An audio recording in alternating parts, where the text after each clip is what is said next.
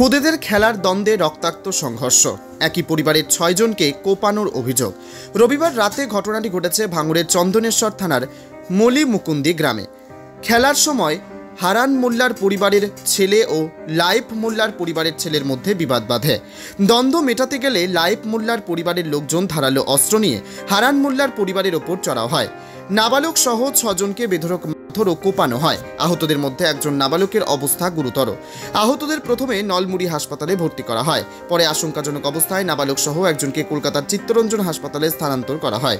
ঘটনার খবর পেয়ে চন্দনেশ্বর থানার পুলিশ ঘটনাস্থলে পৌঁছে তদন্ত শুরু করেছে। ঘটনায় ব্যাপক চাঞ্চল্য ছড়িয়েছে এলাকায়। স্থানীয় বাসিন্দাদের মধ্যে আতঙ্কের পরিবেশ তৈরি হয়েছে। আমি তো ঠিক জানি না বাবা, আপনাকে মারলো কেন? কি ওই বাচ্চারা সব ঝগড়াঝাটি করেছে, ছেলেরা মেরেছে, আমারে মেরেছে, ওই মেয়েটা কম মেরেছে। এসব বাড়ি এসে পেছন ধরতে কি কারণে কিছু কারণ বাচ্চা নিয়ে একটা ঝগড়াঝাটি হয়েছিল।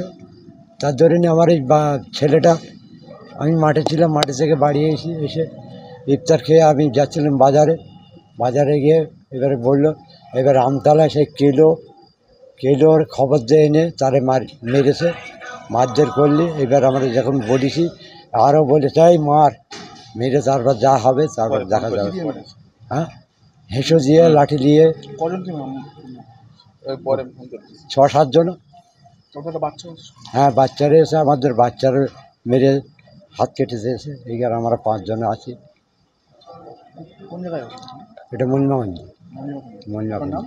হ্যাঁ, আপনার নাম? আমার নাম হারান মোল্লা।